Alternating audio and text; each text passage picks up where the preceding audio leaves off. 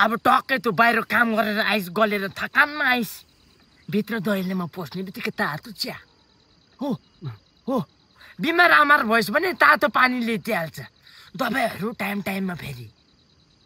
हो फेरि थाकेर आइहालिस अरे एकदम जिउ कराकुरुक दुखिरहेको छ अरे तेरो अब आम्मा माटाक र मुटुक दुखिरहेको छ अरे खुट्टा हात खुट्टा जम्मै थिचिदिन्छ के अब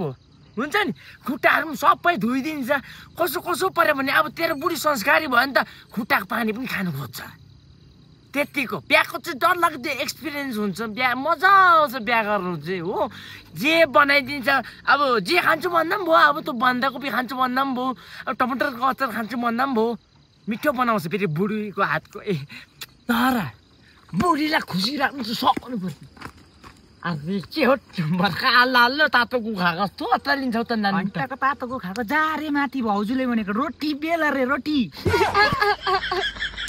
पाइसमा बसिरहेछ है भाँडा कसले मोल्छ भन्दै थिए नि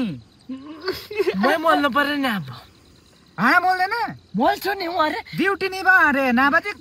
थटाउँछ अरे स्टिल झुट ल्याइदिन्छ पनि गर्दैन स्टिल झुट दोकानबाट ल्याइदिन्छु भन्नु भाउजूले कल गर्यो ठिक्कै म बात मार्छु नि यतिकै लिएर म बात गर्छु हजुर बुढी हजुर आइहाल्छु हजुर स्टिल झुट ल्याइदिनु भयो होला नि हुन्छ भाडा राखिदिनुहोस् ल पानी माफी बनाउँछु हुन्छ अरू भन्दा पनि त्यो भाउजू ड्युटी जान्छ अरे रोटी चाहिँ पकाइदिइहाल्यो अरे हुन्छ जा अरे अघि त तैँले अनि खाएको भाँडा साड्नै पर्दैन लुगामा अलिकति छिटिक लाग्नु मैला लाग्नै दिँदैन साँच्ची भन्दा त्यो नानीको लुगाहरू धोइदिए रे गएर कराएको छ भाउजूले मलाई पो कराउँदैछ यहाँ बुझ्नेलाई छिरी खण्ड नबुझ्नेलाई खोर पाएको बेला रहेछ घर सुरु गरेर आएछ म गएको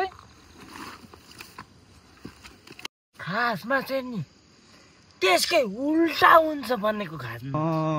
स्कुलमा पढेन त्यो भन्छ नि विपरीत शब्द भन्छ नि विपरीत शब्द ब्याकग्राउन्डमा पढेनस्